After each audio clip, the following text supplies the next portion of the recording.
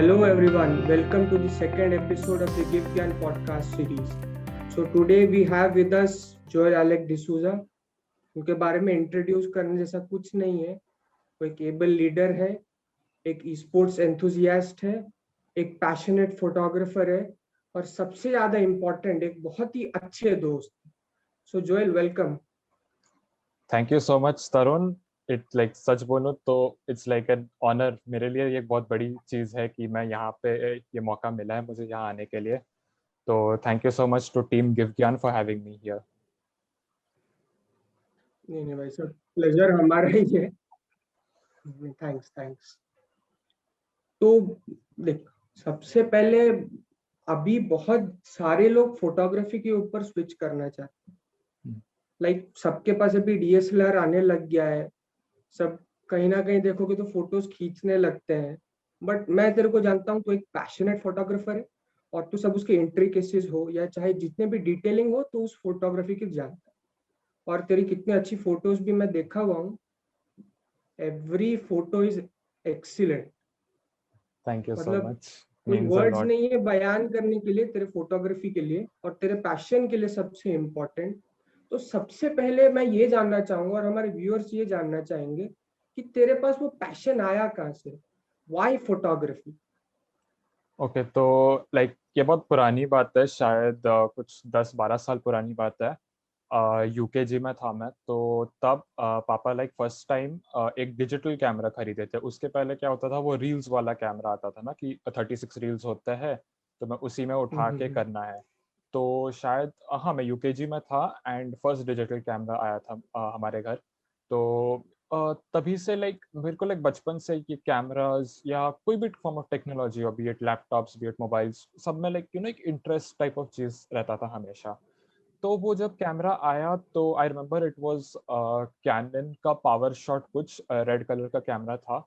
And उस time में तो ज़्यादा कुछ था नहीं, like basic point and shoot cameras जो आता है, वो कुछ डीएसएलआर नहीं था, कुछ खास नहीं था, just a basic point and shoot camera था. तो तब मेरा like first time I started कि अच्छा फोटोग्राफी, लाइक तब तब तो फोटोग्राफी था नहीं, तब ऐसे ही जस्ट फोटोज उठाना, लाइक फैमिली वैमिली का हो गया या कहीं बाहर घूमने चले गए, तो वहां से स्टार्ट हुआ वो चीज़. फिर बहुत सालों तक वैसे ही चलता रहा. इट वाज फिर मैं एक दिन क्लास नाइन्थ की बात है ये, 3 साल पहले की. तो मैं ऐसे ही Instagram, like I was just scrolling through Instagram and that is the time मुझे सर जोसेफ राधिक, लाइक मैं उन्हें अपना इंस्पिरेशन मानता हूँ, तो आई सॉ हिज अकाउंट. उस दिन पहली बार इंस्टाग्राम पे उनका अकाउंट देखा मुझे. वो एक प्रोफेशनल वेडिंग फोटोग्राफर है. So I saw his account and एक बार वो उनके फोटोज देख के ना, लाइक एक I don't know, something kind of clicked in me कि यार मेरे को भी, मतलब इतना अच्छा तो मैं शायद कभी ना क्लिक कर पाऊँ, बट थोड़ा सा उनके जितना ट्राई करने का, लाइक बनने का ट्राई करना है मुझे. सो वहाँ पे वो स्टार्ट हुआ. ऑफ कोर्स नाइन्थ में तब ज़्यादा कुछ लाइक फोटोग्राफी का एज सच नॉलेज नहीं था, या ना ही कैमरा था, कुछ नहीं था. एंड घर पे भी लाइक सडनली तुम उठ के नहीं बोल सकते हो कि यार मेरे को कैमरा चाहिए, बिकॉज कोई ऑब्वियसली देगा नहीं. सो तब I had a Redmi Note 4. वो शायद कुछ 14-15 thousand के आसपास आता था उस टाइम पे. तो I started clicking photos with that. ठीक है. तो काफ़ी टाइम तक आई स्टार्टेड क्लिकिंग एंड मैं इंस्टाग्राम पे अकाउंट खोला था अपना.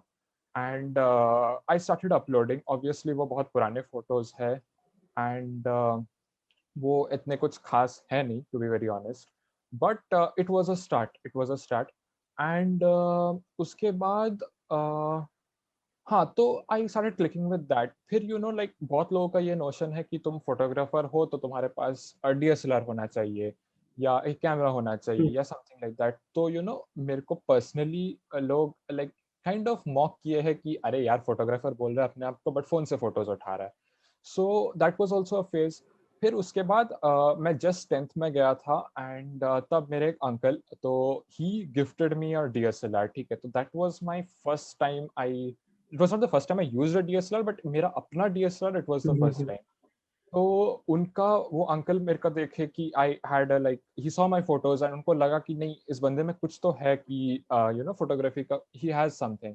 तो ही गिफ्टेड मी अ DSLR. तो that was my first DSLR, and उसके बाद से I guess हाँ it has been a great journey. From that DSLR फिर उसके एक साल बाद I switched and upgraded to a even better one. तो लाइक 10th बोर्ड्स के बाद लाइक इंडियन फैमिलीज में होता है ना कि बोर्ड्स में नंबर ले आओ तो जो चाहिए मिल जाएगा, वैसा काइंड ऑफ चीज. तो obviously the only thing I asked was for a premium DSLR. तो उसके बाद से तो बस वही चलते आ रहा है, and I have been clicking images for now. अगर मैं लाइक पूरा अच्छे से बोलूं तो it has been 3 years of clicking images. ये बहुत ही अच्छी बात बोली तूने कि तूने कैसे पैशन डेवलप किया, और सबसे इम्पोर्टेंट ये बात है कि तेरे फैमिली ने एक्सेप्ट किया फोटोग्राफी को, तेरे को उसमें एक्सेल होने दिया कि तू आगे चल के परस्यू कर सकता है, अपना इंटरेस्ट तू डेवलप कर सकता है, वो सबसे बड़ी बात है. तो इसमें तेरे फैमिली को भी कॉन्ग्रेचुलेशन है कि जो चीज थोड़ी हटके है उसमें भी तेरे को आगे जाना दिया तेरे फैमिली. हाँ, लाइक फैमिली का सो हमेशा से सपोर्ट था, कभी लाइक रोके नहीं है या कभी ये नहीं बोले कि नहीं मत उठाओ या मत करो. तो हमेशा से वो लोग मुझे मोटिवेट करते आ रहे हैं कि नहीं करो, जितने कॉम्पिटिशन्स में पार्ट लेना है लो, जीतना इज नॉट एवरीथिंग. लाइक क्योंकि मेरे अंदर एक ये था कि if I am taking part मुझे जीतना है, वैसा काइंड ऑफ चीज. Like it's a I won't से it's a positive thing, but it's a competitive spirit kind of thing. अगर मैं ले रहा हूँ तो जीतने के लिए पार्ट ले रहा हूँ. बट फैमिली ने हमेशा मुझे एनकरेज किया, मोटिवेट किया कि नहीं, जीतना इज नॉट इम्पॉर्टेंट. तुम पार्ट लो, तुम कुछ तो सीखोगे उस कंपटीशन से, किसी इंसान का. I have attended sessions of other photographers जो दिल्ली से है, हैदराबाद से है, तो उनका अटेंड करके I have learned a lot. तो हाँ, फैमिली का डेफिनेटली सपोर्ट रहा है. राइट. तो मैं आगे बढ़ना चाहूंगा एक ऐसे क्वेश्चन पे, एक ऐसे टॉपिक पे जो मेरे लिए क्लोज है, क्योंकि मैं कुछ जानता नहीं हूँ फोटोग्राफी के बारे में, स्पीकिंग वेरी ऑनेस्टली.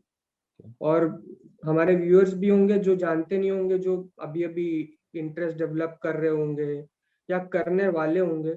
तो उनके लिए और मेरे लिए, मैं बड़े सेल्फिशली बोल रहा हूँ, हमारे लिए तू कुछ बेसिक्स बोल कि फोटोग्राफी का बेसिक्स क्या है, कि अगर हमको या और किसी को आगे जाना है फोटोग्राफी में तो वो बेसिक्स वो सीखे और आगे सोच सके कि वो फोटोग्राफी को आगे अपने लाइफ में एक्सेल कर सकता है उससे या नहीं.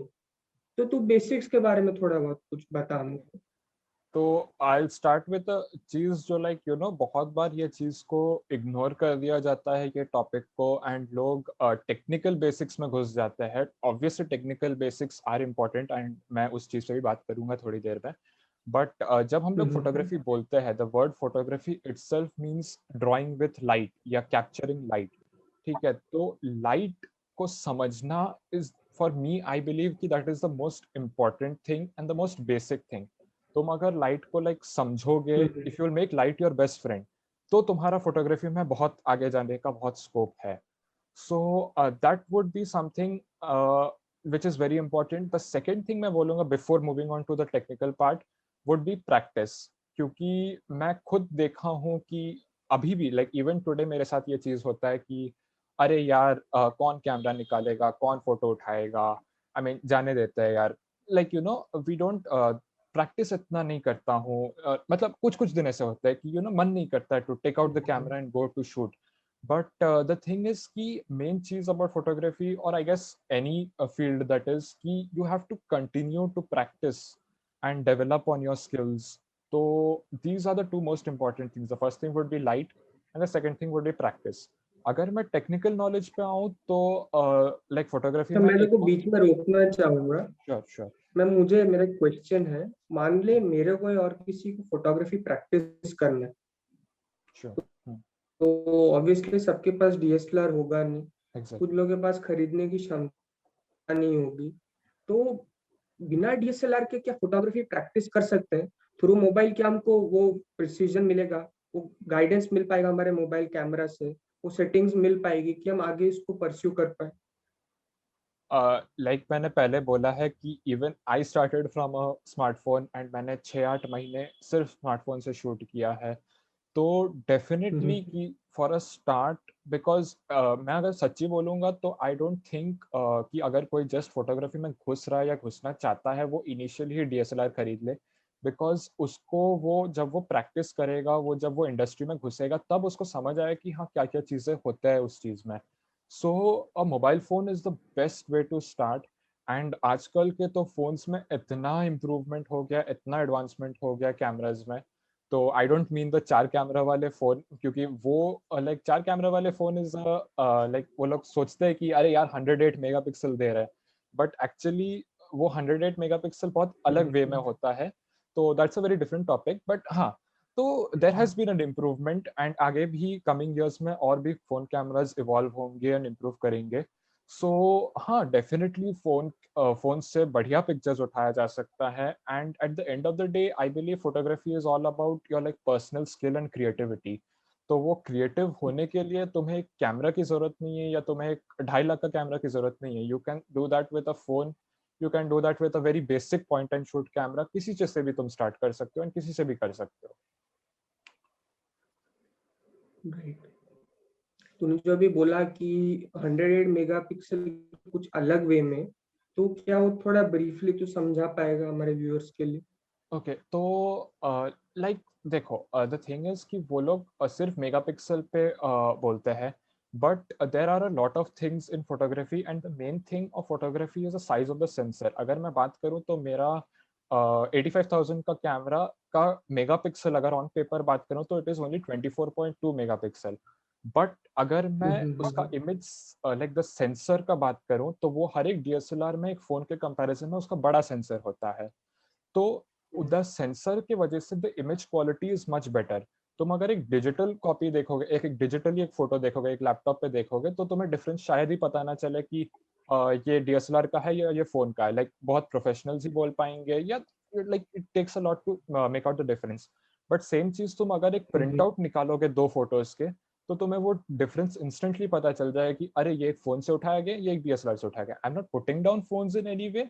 फोन कैमरास बहुत अच्छे हैं, but I am just saying कि अगर तुम्हें आगे जाके उस चीज को प्रोफेशनली करना है, तो तुम्हें एक अच्छा डीएसएलआर में और एक अच्छा मिररलेस कैमरा में इन्वेस्ट करना would be a right thing, but that is for a later on. But for starting, phones are the best thing to start. अच्छा, मैं अभी और एक इम्पोर्टेंट टॉपिक पे आना चाहूंगा. अभी जैसे तू भी देखा होगा और मैं भी देखता हूँ, अभी तो चल कोई फंक्शन में जा नहीं सकते. पहले जो फंक्शन में जाते थे हम लोग, तो कोई ना कोई अपना फोन लेकर आ जाता था. ऑब्वियसली सबके पास फोन है.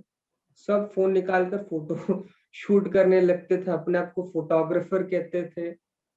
क्या नहीं, क्या पता नहीं क्या कहते थे. कोई इधर से खींचा, कोई कौन से यूट्यूब वीडियो से देख के कौन एडिटिंग किया. मतलब एक्चुअली देखा जाए तो एक जो प्रोफेशनल फोटोग्राफर है, मैं तुझसे पूछना चाहूंगा, क्या वो जो अभी हमारा मॉडर्न वर्ल्ड है जहाँ मोबाइल सबके पास है, उसकी क्या कोई कमी हो रही है? मतलब वो जो प्रोफेशन है उसमें क्या कोई कमी आई है? मतलब उसके प्रति जो रिस्पेक्ट है, वो फोन्स को ध्यान में रखते हुए क्या वो कम हो गया है? तूने जो बात उठाई वो बहुत अच्छी बात उठाई, because to be very honest, मैंने आज तक I have not shot many events, but मैंने एटलीस्ट अराउंड 4-5 इवेंट्स कवर किए हैं. तो and I have face this a lot कि जबकि मैं अगर एक इवेंट में एक डेजिग्नेटेड फोटोग्राफर हूँ, बट आई हैव सीन कि यार आसपास में लोग सब लोग कैमरा लेके लाइक फोन्स लेके घुस जाते हैं. एंड इनफैक्ट लाइक वो मेरे कैमरा के सामने आ जाते हैं, so I don't get the best shot. मतलब इट्स नॉट इंटेंशनल, ऑब्वियसली उनको भी बेस्ट शॉट चाहिए, मेरे को भी बेस्ट शॉट चाहिए, but the thing is if I am appointed for that work, तो कल को अगर I can't deliver the results to the client, तो ऑब्वियसली क्लाइंट को पसंद नहीं आएगा. उनको समझ में नहीं आएगा कि अरे यार तेरे राइट. सामने 5 जन थे या 6 जन थे. दे विल थिंक कि तुम क्यों डिलीवर नहीं कर पाए. सो ओके, तो ये बहुत इंटरेस्टिंग टॉपिक है. मैं लाइक सबके पास एक फोन है, सबके पास अच्छे अच्छे कैमराज है. आजकल आईफोन्स आ गए, पिक्सल आ गए, महंगे महंगे फोन्स है, बहुत अच्छे कैमराज होते हैं उनके. But I feel the technical knowledge, like understanding light, understanding कि इस एंगल से तुम्हें फोटो उठाना है तो ये ऐसे आएगा. एक जो चीज़ें जो एक्सपीरियंस के साथ आता है, जो चीज़ें फेलियर के साथ आता है, like as a professional photographer I would say, I mean I am not a professional yet, but जितना भी मैंने अभी तक सीखा है, तो I have learned a lot through my mistakes or through my failures. तो वो सारी चीज़ें एक कॉमन मैन के पास वो नॉलेज नहीं रहता है। एंड कॉम्पोजिशन, अगर हम एक फ़ोटो का लाइक कॉम्पोजिशन बात करें कि सब्जेक्ट को कहाँ पे रहना है फ़ोटोग्राफ में और समथिंग लाइक दैट। तो वो सारी चीज़ें एक कॉमन मैन के पास वो टेक्निकल नॉलेज होता नहीं है।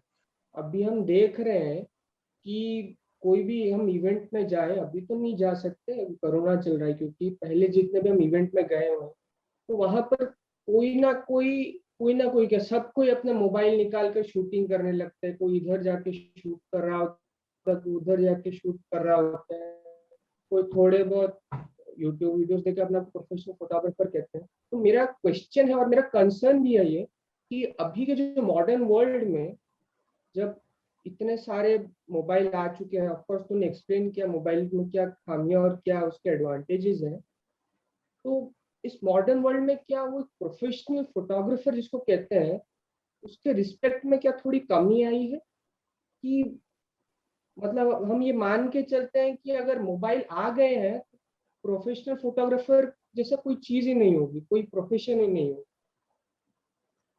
ये बात जो तूने उठाई वो बहुत सही बात है, because I personally have faced this.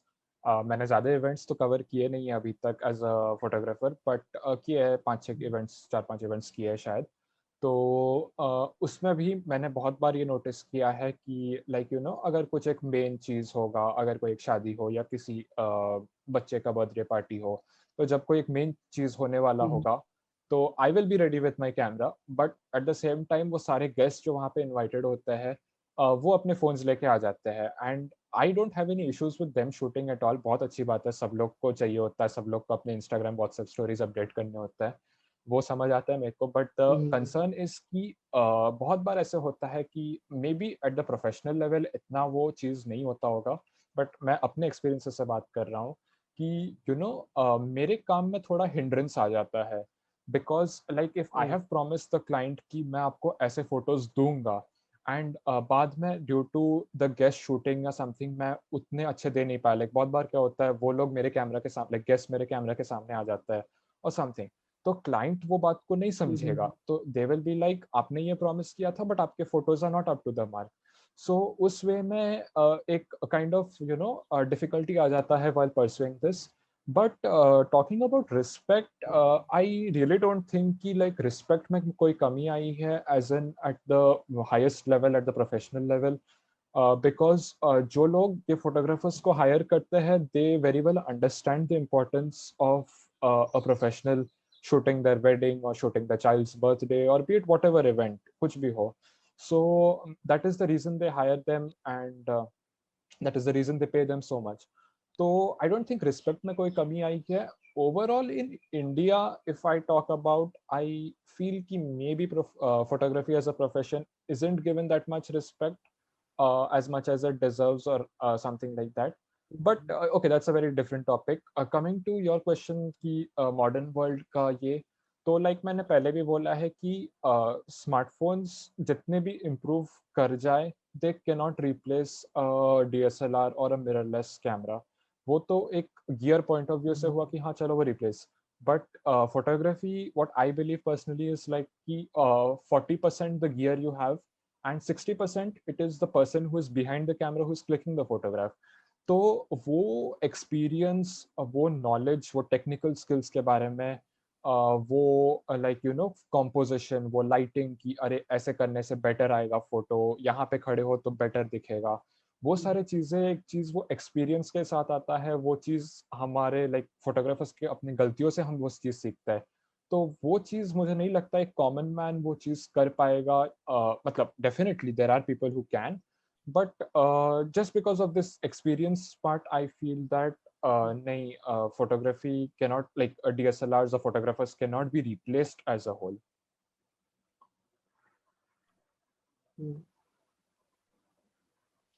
नहीं, बहुत ही बड़ी बात बोली तुमने, कि जितने भी मोबाइल आ जाए, जितने इम्प्रूव मोबाइल आ जाए, और एक आदमी की स्किल को कभी मोबाइल रिप्लेस नहीं कर पाए, बहुत बड़ी बात बोली तुमने। मैं आऊंगा नेक्स्ट टॉपिक पे, जो कि लोगों को थोड़ा कंफ्यूजिंग लगता है और लोग उसके बीच में रिलेशन नहीं निकाल पाते। मैं बात करना चाहता हूँ ग्राफिक डिजाइनिंग और फोटोग्राफी पे।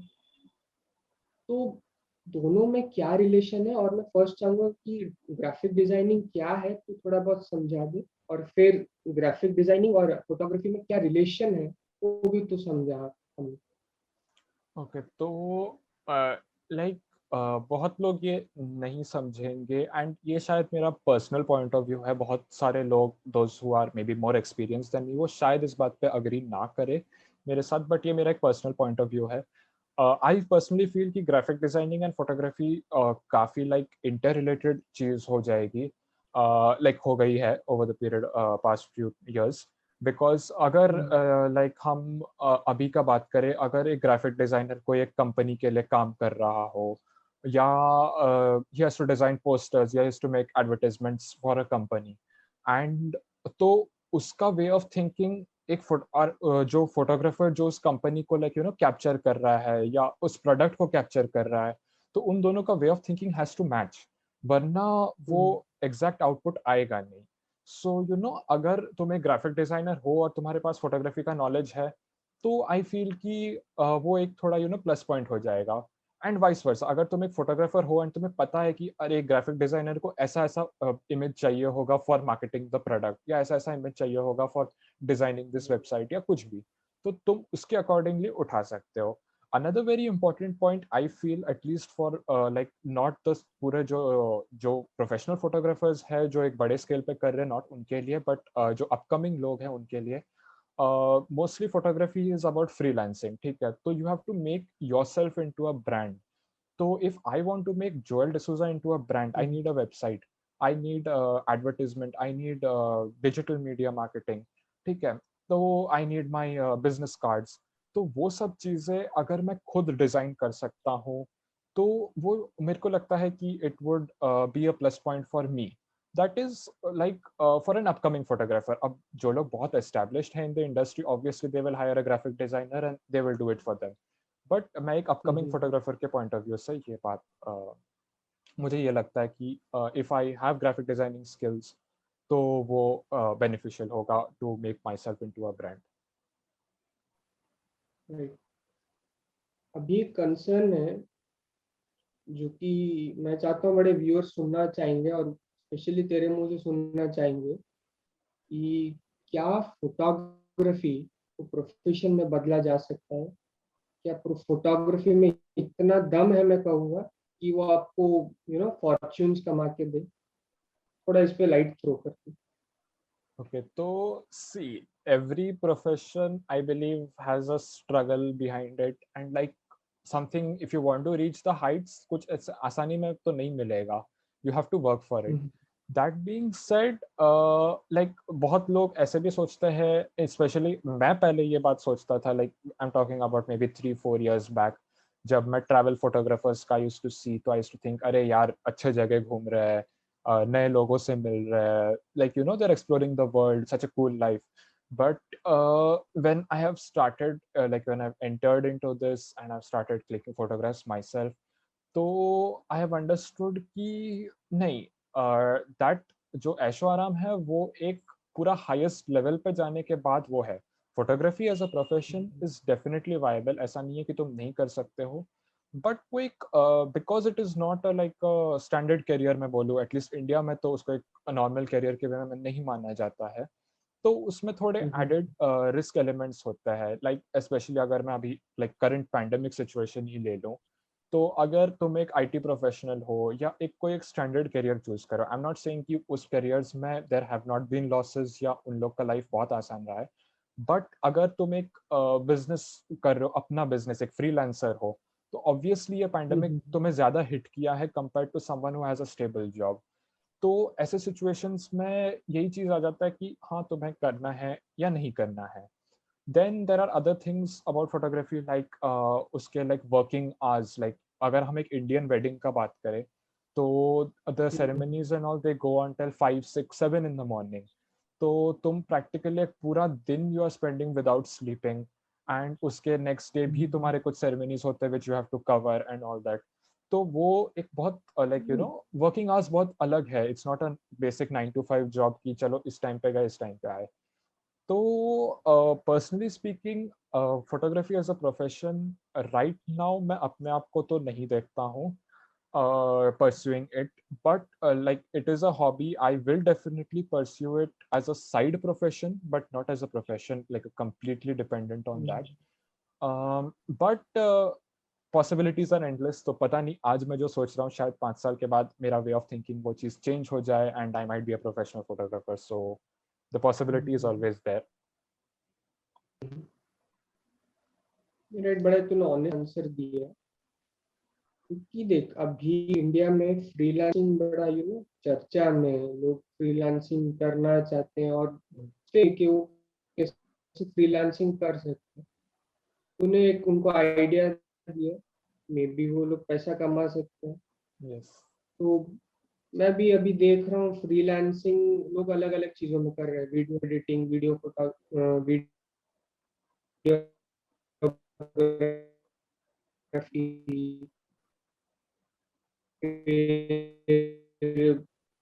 ना जाने कितने सारी बड़ा स्कोप फ्री से लिया हमें। तो मैं, जैसे मैंने स्टार्टिंग में बोला था, तो एक ई स्पोर्ट्स एंथुजियास्ट, तो मैं यस। आऊंगा अभी उस पर कि जैसे तूने फोटोग्राफी में पैशन डेवलप किया, वैसे तूने ई स्पोर्ट्स में इंटरेस्ट कैसे डेवलप? तो ठीक है, इसका भी लाइक एक छोटा सा बैक स्टोरी है। तो ऐसे मोबाइल गेम्स तो शायद बहुत लोग खेलते हैं, लाइक इट्स कॉमन कि सब लोग खेलता है। आजकल के जनरेशन में तो बहुत यंग एज से ये स्टार्ट हो जाता है। तो मैंने भी बहुत शायद क्लास 4-5 से कभी एक एड स्टार्टेड क्लैश ऑफ क्लैंस से मेरा वो जर्नी स्टार्ट हुआ था गेमिंग का। तो बीच में ऐसे बहुत गेम्स ट्राई किए, ये वो डिफरेंट काइंड्स। तो फिर पबजी थोड़ा पॉपुलर हो रहा था इन इंडिया। ये शायद 10th की, लाइक मेरी क्लास 10 के बाद थे, दैट वाज 2019। तो वो थोड़ा पॉपुलर हो रहा था एंड टू बी ऑनेस्ट मुझे उसी साल प्रीवियस ईयर मेरे को, as I said earlier, Redmi Note 4 मिला था। तो मैंने ऐसी, like I never wanted to enter it into like professionally और समथिंग, बट ऐसे खेलने के लिए, दोस्तों के साथ खेलने के लिए, तो मैंने वो जर्नी स्टार्ट किया था। फिर क्या हुआ, 10th के बोर्ड्स एग्जाम्स आए, तो एक कॉमन नोशन है बहुत बच्चों में कि बोर्ड्स है तो हम सोशल मीडिया छोड़ देंगे या हम गेमिंग छोड़ देंगे या समथिंग लाइक दैट। तो उस वे में मैंने भी वही सोच के I had uninstalled PUBG and मैंने बोला कि नहीं यार, बोर्ड्स एक बार खत्म हो जाएंगे फिर खेलेंगे। सो बट उसी टाइम में मुझे एक मार्च। चीज बता तू, क्या वो अनइंस्टॉल करना, ये सब चीजें छोड़ देना हेल्प करता है क्या सीरियसली? आई गेस वो चीज़ बहुत सब्जेक्टिव है। अगर कोई लाइक पर्सनली बोलूँ तो आई फेल्ट कि हाँ, मेरे को थोड़ा सा बेनिफिट हुआ उस चीज़ से, बट कोई और बोलेगा कि नहीं, मुझे कोई डिफरेंस नहीं लगा। सो आई गेस वो बहुत सब्जेक्टिव चीज़ है। राइट। तो कमिंग बैक टू द ई सही। स्पोर्ट्स टॉपिक, तो वहाँ पे फिर मार्च 2019 में एक पबजी मोबाइल इंडिया सीरीज का एक टूर्नामेंट हुआ था इंडिया में।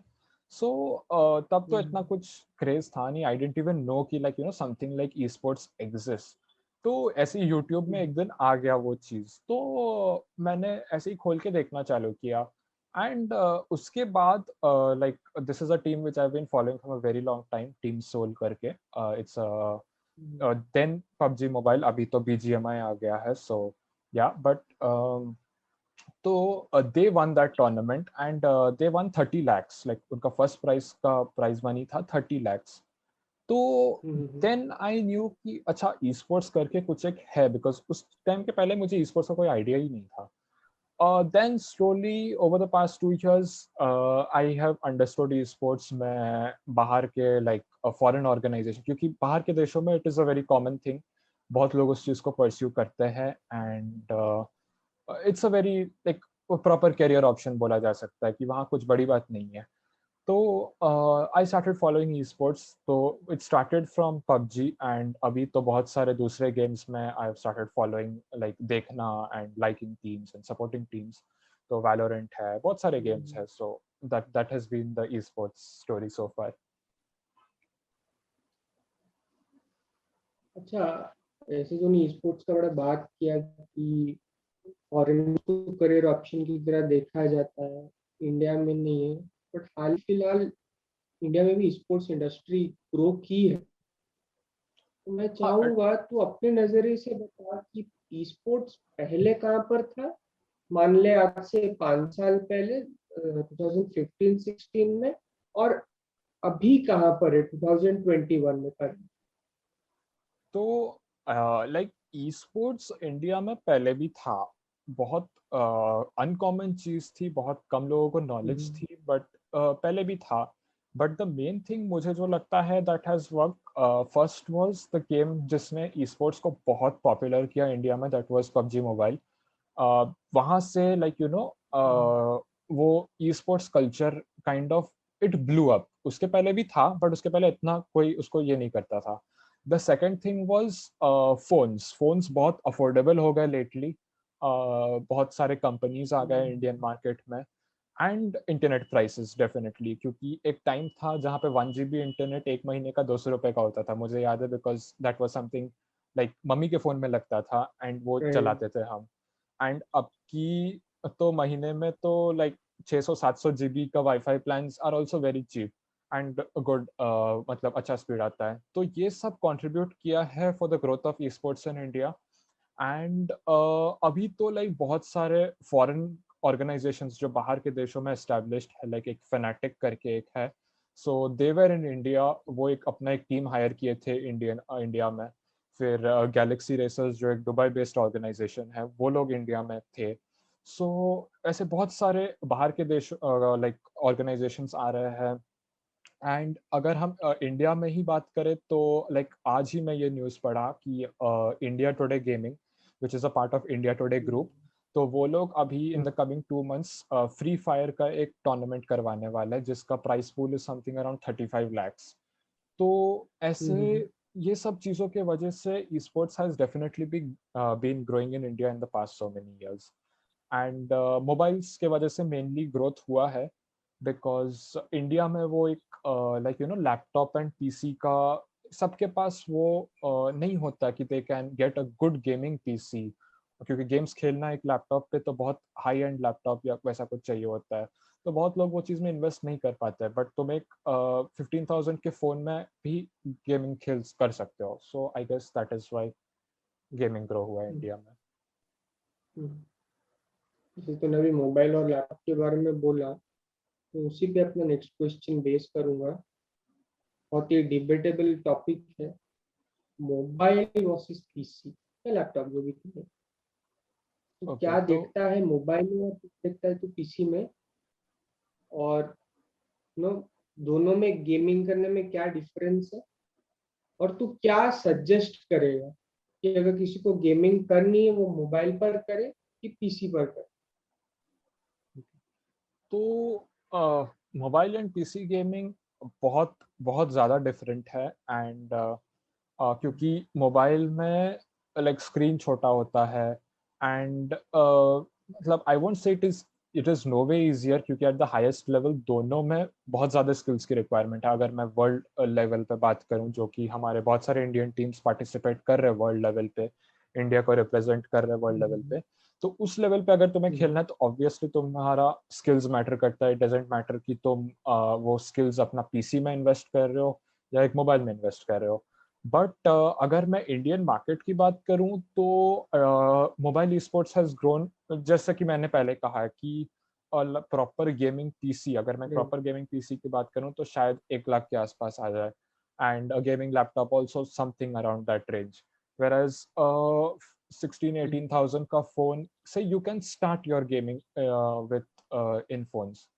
एंड अगर सजेशन की बात करूं तो आई गेस फिर से ये बहुत सब्जेक्टिव चीज़ हो जाती है कि किसको किस चीज़ में आगे बढ़ना है। तो if someone feels, the thing is mobile e sports में करंटली कंपटीशन बहुत ज़्यादा है। लाइक अगर तुम्हें अभी एंटर करना है उस सीन को, तो the competition is huge.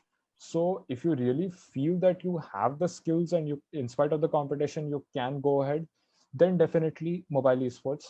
But if you feel कि नहीं यार मोबाइल स्पोर्ट्स में कुछ ज़्यादा ही कंपटीशन है, may be better I can try in PC, तो मैं ऐसे नहीं बोल रहा हूँ कि पीसी में बिल्कुल कंपटीशन नहीं है, पीसी का competition is also a lot.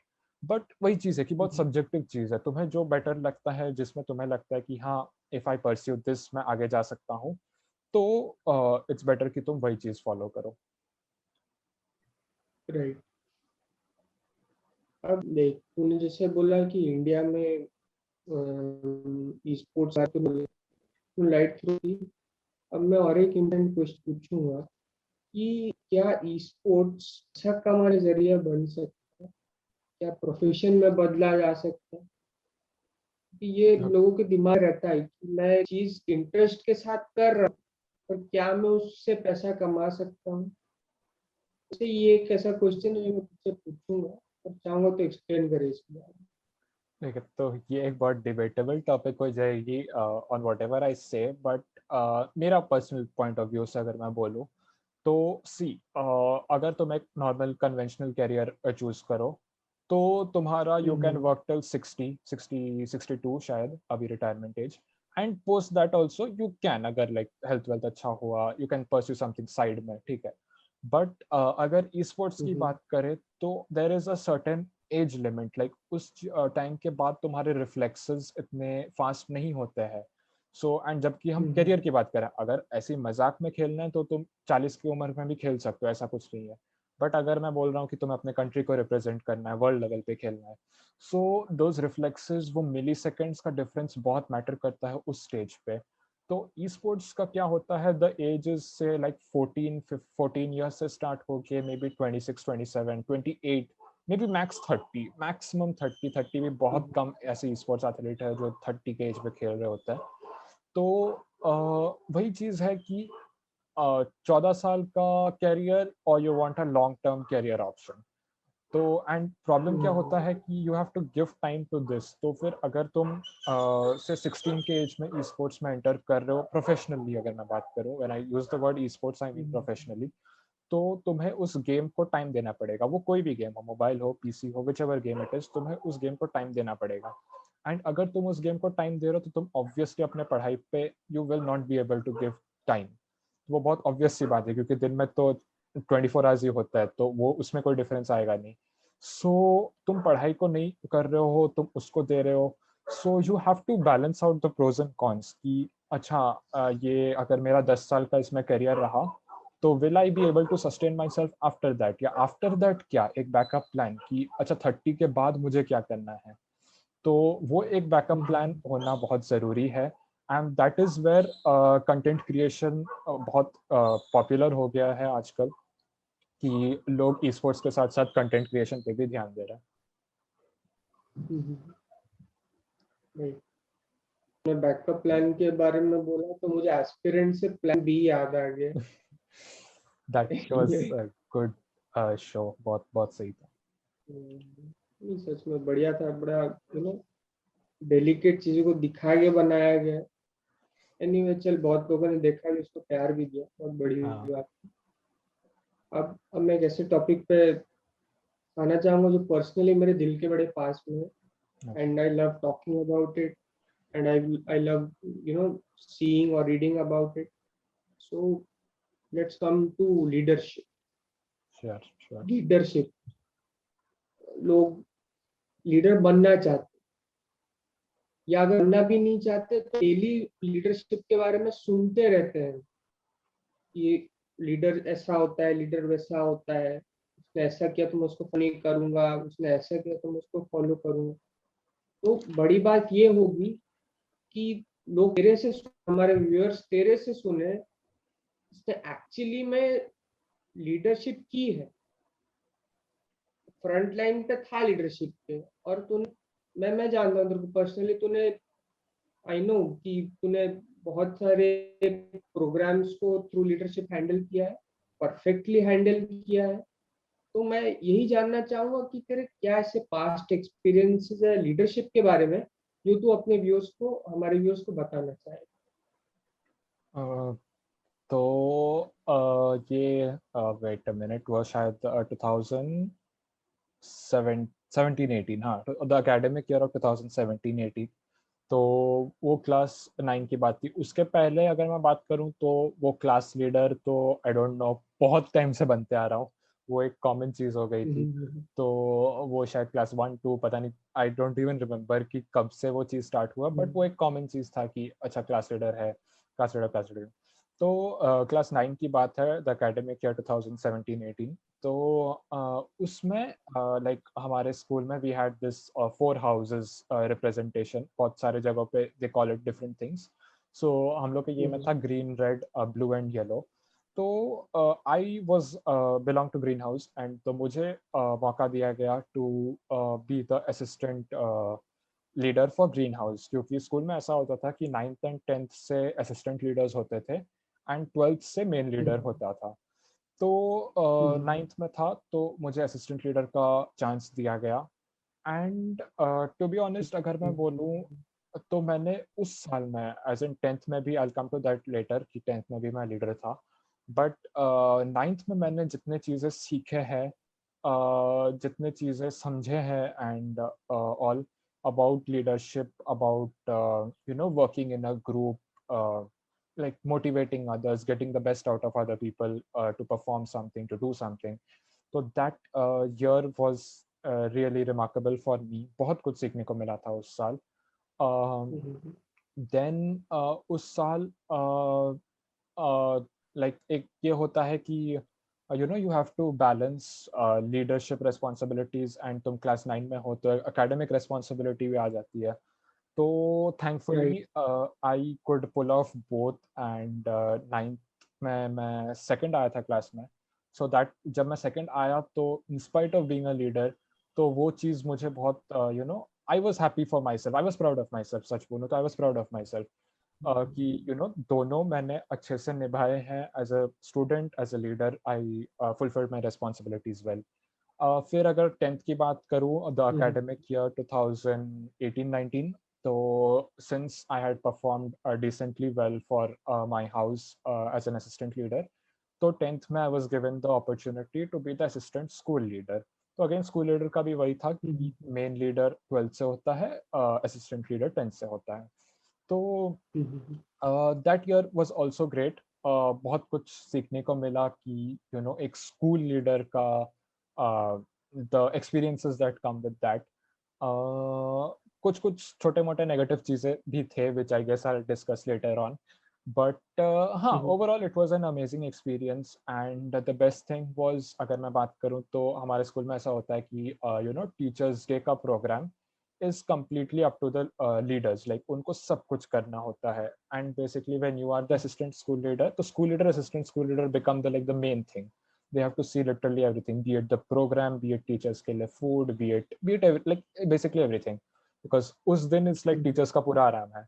so that was a very amazing experience। बहुत कुछ सीखने को मिला, बहुत क्लासेस के बच्चों के साथ interact करने का मौका मिला, and yeah, overall a good experience। तो हमको टॉप 3 लर्निंग्स दे सकता है जो तूने उस 2 साल में एज ए लीडर सीखी हो? Okay, top 3 learnings, let's see। first thing अगर मैं बोलूँ कि like how do I explain it, कि कभी भी ना that leadership को you shouldn't let it get to your head, ठीक है? like हमेशा you have to be grounded। ऐसा नहीं, I have seen, मैं नहीं बोलूँगा कि like बहुत close से, but ऐसे कुछ कुछ लोगों के साथ होता है कि they think कि हाँ लीडर बन गए तो हम invincible है, इससे आगे कुछ नहीं है, हम you're the best, वैसा kind of thing। तो वो चीज़ जब तुम्हारे like when it reaches your head ना, तो तुम घमंड आ जाता है उस चीज़ का।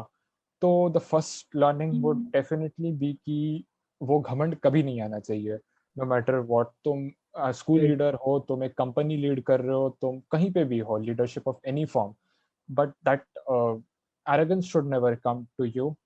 the second one would be हम बहुत टीम वर्क करते हैं, बट अगर मैं बोलूँ हैंड्स ऑन एक्सपीरियंस का, तो फिर a leader is only as good as his team, और जितने लोग उसके साथ काम कर रहे हैं।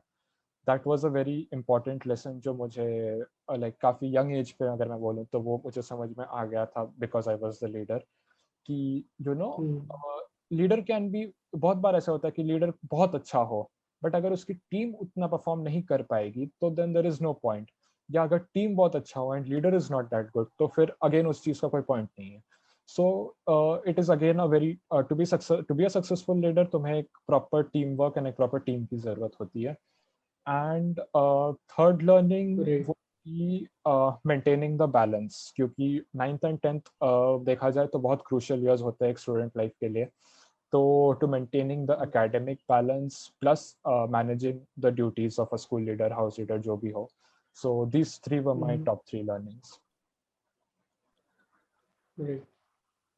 अच्छा, अभी मैं एक टॉपिक पे आऊंगा, डिस्कशन पे आऊंगा, जो बहुत लोग सुनना चाहेंगे और वो लोग वो फिगर आउट नहीं कर पाएंगे जो अभी लीडरशिप के स्टेजेस पे हैं, वो लीडर बन रहे हैं, लीडरशिप सीख रहे हैं, कि हम अपनी टीम को और अपने टीम से लोगों को इन्फ्लुएंस कैसे, तो बता पाएगा इसके बारे में? So, when I talk about influence, I think the best way to influence someone positively would be to either be a source of motivation for them or to motivate them in some way. क्योंकि like अगर मैं किसी को ऐसे बोलूँगा कि तू ये कर, तो शायद वो चीज़ शॉर्ट रन में it will give results, but in the long run that तू ये कर वाला attitude will not work. But if you make a person understand कि ये करने से तुम्हारे क्या बेनिफिट्स होंगे, ये करने से हमारी टीम को क्या बेनिफिट्स होंगे या हमारे ऑर्गेनाइजेशन को क्या बेनिफिट्स होंगे, then that in the long run it will definitely be beneficial. And एक लाइक एक अच्छा रैपो बन जाता है हर एक मेंबर के साथ, टीम मेंबर के साथ, या किसी like whoever you are leading or whatever. तो आई फील कि motivation and maintaining a good rapport with everyone and लोगों का सुनना, to hear their point of view also, क्योंकि there are times as a leader you make mistakes, कोई हम में से कोई भी परफेक्ट नहीं है. सो ऐसा नहीं है कि यार अगर मैंने ये चीज़ बोला है तो यही सही है या यही करना है, because there might be times I might be wrong, there might be times my way of thinking might not be the best way of thinking. तो अपने टीम का सुनो, hear them out, take their suggestions and do not be afraid to accept कि कोई बहुत बार ऐसे होता है कि we are afraid to accept कि समवन, मतलब I won't say lower but like someone, बहुत बार ऐसे लीडर्स का, as I mentioned earlier, the arrogance part, कि अरे यार मैं लीडर हूँ, ये सजेशन दिया तो मैं इसका ले नहीं सकता हूँ सजेशन. तो that thought Ego shouldn't hurt हो कम टू जाती है द लोगों माइंड. की। तो Right. that thought shouldn't ever come to the mind. अगर कोई इंसान अच्छा सजेशन दे रहा है, सही सजेशन दे रहा है, तो take his suggestion and that would definitely motivate that person to come up with better ideas in future. So and it's a positive influence on the people. Right.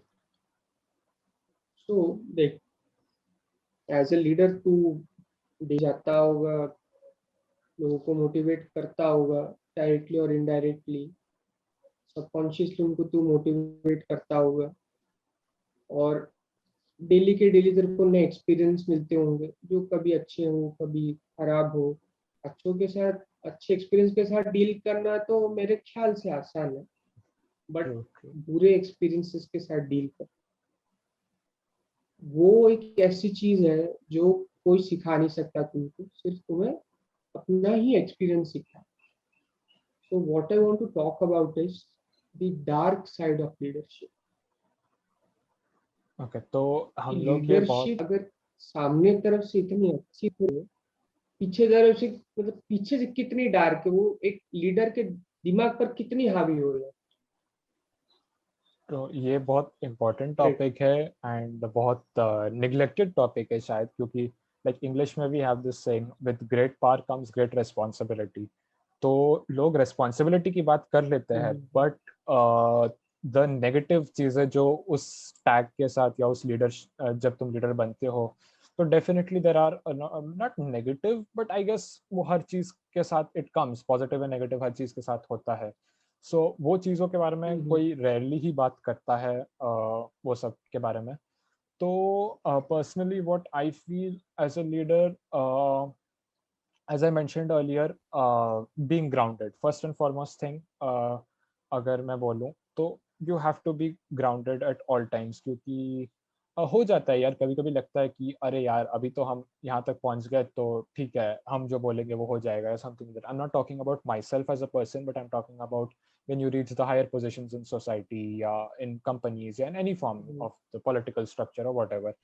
तो द फर्स्ट थिंग इज, तो वो चीज़ बहुत like दिमाग पे चढ़ जाता है, तो उस चीज़ को फर्स्ट ऑफ ऑल तुम्हें अपने आप उस चीज़ को बैलेंस करना होगा कि नहीं, you have to remain grounded. Second thing is criticism. Obviously, constructive criticism बहुत अच्छी बात है, and I personally like constructive criticism. But एक जो hatred के साथ जो criticism आता है, या कुछ लोग ऐसे होते हैं जो तुम जितना भी अच्छा कर लो, they will always find something negative in your actions, in whatever you do. So you have to learn to accept कि अरे यार हाँ ऐसे भी there are a small percentage of people who are not going to be satisfied no matter मैं क्या कर लूँ.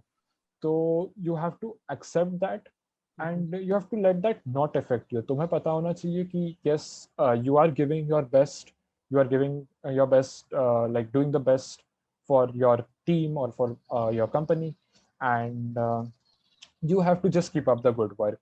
Baki, some hate criticism, some jealousy, I guess all that it comes with the tag of a leader. तो वो है that, I guess that is the dark side. बहुत ही बढ़िया बात बोली तुमने। अब मैं आऊंगा एक ऐसी चीज पे जो लोगों के दिमाग में कंफ्यूजन क्रिएट करती है। लीडरशिप क्या एक टैलेंट है कि बचपन से ही तुम्हारे अंदर वो होगा, पैदा होने से ही होगा, या एक स्किल? आप जैसे पेंटिंग सीख सकते हैं या कुछ क्रिएटिव चीज सीख सकते हैं, वैसे आप लीडरशिप को भी एक्सपीरियंस के साथ प्रैक्टिस करके सीख सकते हैं। इस चीज पे थोड़ा हमको बता दो। I wouldn't be able to categorize leadership as a pure skill or a pure talent, because मुझे personally जो लगता है कि there are some qualities of a leader, some, not all obviously, some qualities which are inborn qualities, which are natural qualities. ठीक है, तो वो चीज़ें, yes, obviously with time you can improve, you can develop, but कुछ चीजें होते हैं which are thing, but that is only a very small amount. अगर मैं बोलूँ तो I would say it is definitely a skill that can be developed over a period of time. And क्योंकि मेरा ऐसा मानना है कि leadership isn't like it's not a goal, it is just a process of development for yourself, development for the people you serve, development for everyone. So I personally believe कि it is a skill, and it like you will develop, like people, those who are interested in it, those who want to aspire to become leaders, so they can definitely develop the qualities. And I believe there is no one form of leadership, or there is not कि अच्छा ये qualities है बंदे में तो he is a leader, and ये qualities नहीं है बंदे में तो he is not a leader. किसी में कुछ someone can do something better, someone might not do it as well, but I feel कि सबके अपने अपने styles होते हैं चीजें करने का, तो that shouldn't be a criteria for judging a person. Right, बहुत ही बड़ी बात बोली तुमने। लीडरशिप ना एक प्योर टैलेंट है ना प्योर स्किल है, तो सीखा जा सकता है, और कुछ कुछ चीजें चलो डिफॉल्ट से अंदर होती है। वही है। एनीवे चल, हम आते हैं किसी टॉपिक पे जो अभी बड़ा मिला होगा तो मेरे को भी सुनने में, and it is so mental health. According to you is the importance of mental health, और अभी के समय में जब मेंटल हेल्थ को इतने चैलेंजेस मिल रहे हैं सराउंडिंग से, मीडिया से, व्हाटएवर, सो ऐसे चैलेंजेस में, ऐसे समय में हम कैसे पॉजिटिव हैं? Mental health, I personally believe it has always been a very important topic. ज़्यादा लोग उस पर बात नहीं करते हैं, उस पर इतना स्ट्रेस नहीं दिया जाता है, बट उसका importance has always been the maximum. अभी के समय में लोग थोड़ा ओपन हो रहे हैं, लोग थोड़ा बात कर रहे हैं उस चीज़ के बारे में, and its importance has definitely grown recently because pandemic and बहुत कुछ, like there's a lot of negativity around and all that. तो उसके लिए थोड़ा we have suddenly started appreciating and started speaking about mental health, but mental health as a topic has always been of utmost importance. And जैसे कि तूने कहा कि how to stay positive in these times, अगर मैं बोलूँ तो obviously it's a very difficult and challenging thing to do, but it's the most important thing to do. तो ऐसा एक फेज आया था मेरा भी last year where I wasn't feeling that good, like you know, ऐसा कुछ एक specific reason नहीं था, but just because of the corona situation and everything around it, I wasn't feeling that good personally. But I guess I'll just list out Right. some few things that worked for me. I don't know दूसरे लोगों के लिए वो शायद काम करे ना करे, but the most important thing I feel is कि if you are feeling low तो बात करो. तुम अपने दोस्त से बात करो, अपने घर पे अपने भाई बहन से बात करो, पेरेंट्स से बात करो, स्पीक इट आउट. अच्छा तुम्हें ठीक है उस चीज़ के बारे में अगर भी बात नहीं करना था, सम पीपल फील कि अरे वो बहुत पर्सनल चीज़ हो गई, उस चीज़ के बारे में बात नहीं करना. Talk about something else, just you know speaking with people, interacting with people, वो बहुत एक पॉजिटिव इफेक्ट लाता है लाइफ में. एंड दूसरा चीज़ मैं बोलूँ इज़ कि sleep well, eat well and exercise well. बहुत एक्सरसाइज इज समथिंग जो लोग इतना इम्पोर्टेंस नहीं देते हैं और what I don't know, but trust me बहुत बेनिफिशियल होता है. I myself have tried out different things.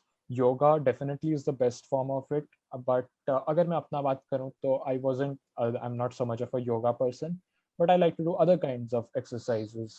So whatever suits you, do that, क्योंकि वो एक बहुत पॉजिटिव इफेक्ट लाता है लाइफ में, and it improves your mental health. Yeah, definitely. Right. तो यहाँ LHS is equal to RHS prove हो गया, physical health is equal to Go mental to health. mental health, exactly. बड़ा सही बात बोला तुमने, बड़ा सही बात बोला तुमने. और मैं और एक टॉपिक पे आऊंगा. हम बेसिकली टॉपिक्स लेते हैं जो अभी हम सुन रहे हैं, देख रहे हैं, सोच रहे हैं उसके बारे में, इतने वीडियोस बनते हैं. तो मैं आऊंगा मल्टीटास्किंग, Okay. क्योंकि मल्टीटास्किंग हेल्थ से रिलेटेड है, Yes. मेंटल हेल्थ से भी रिलेटेड है और फिजिकली तो रिलेटेड है ही है. मैं तुझसे पूछना चाहूंगा कि तू क्या मल्टीटास्किंग को सपोर्ट करता है? क्या तू मल्टीटास्किंग करता है, एक समय में दो से ज्यादा काम, एक से ज्यादा काम लेना, दो कामों को एक साथ लेना, या तू इस चीज को एनकरेज नहीं करेगा क्योंकि ये मेंटल पीस के साथ खेलता है? तो तुझसे पूछना चाहूंगा इसके बाद.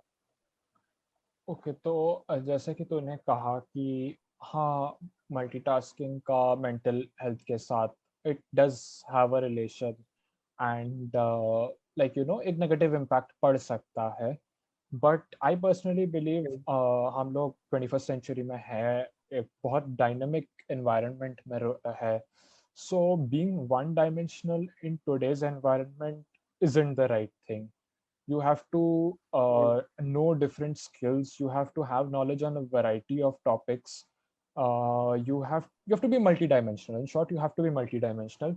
And multitasking का अगर मैं बात करूँ तो I would say yes. I mean, do it till it does not affect your mental health. Like जितना तुम्हें लगता है कि तुम कोप कर सकते हो उतना करो. तुम्हें लगता है कि हाँ चलो मैं 2 चीज मैनेज कर सकता हूँ एक साथ, तो 2 चीज करो. ऐसा नहीं कि अगर तुम्हारा दोस्त 5 चीज कर रहा है तो तुम्हें भी 5 चीज करना, नॉट नेसेसरी एट ऑल, क्योंकि सब लोग का मेंटल स्ट्रेंथ लेवल्स अलग अलग होता है. सो अगर कोई 5 चीज कर रहा है very good, it's amazing. But अगर तुम 2 कर सकते हो 2 करो. एंड इफ यू फील कि नहीं चलो यार 2 भी नहीं हो रहा है, बहुत स्ट्रेसफुल हो जा रहा है, या आई am not at peace with my self, तो फिर 2 भी मत करो. It is depends on you कि तुम क्या चाहते हो and what. But I would definitely से कि you know diversifying is beneficial. मुझे जो लगता है कि it is beneficial, क्योंकि different skills, different knowledge on a variety of topics is never going to go to waste. Right. So basically what you are telling is कि इंसान को अपने एबिलिटी के हिसाब से मल्टीटास्किंग करना चाहिए. Exactly. क्योंकि मैं अभी सुन रहा, स्टडी में देख भी रहा था कि मान लो अगर 100 लोग बोलते कि वो मल्टीटास्किंग कर रहे हैं, तो 100 में से 90 करते हैं. आई मीन 95 मतलब नहीं करते, 5 ही हाँ. जन करते. हम्म. तो मैं सुन रहा था कहीं, बेसिकली सब सोचते हैं वो 5 जन में से है वो लोग. हाँ. एनीवे चल, वो भी है. तो मल्टीटास्किंग के साथ ही हम अपने एपिसोड के एंड में आ गए हैं। तो मैं कंक्लूडिंगली मैं चाहूंगा कि तू हमारे व्यूअर्स को एक अच्छा मैसेज दे कि वो तेरे को और जान सके और तुझसे और इंस्पायर हो सके।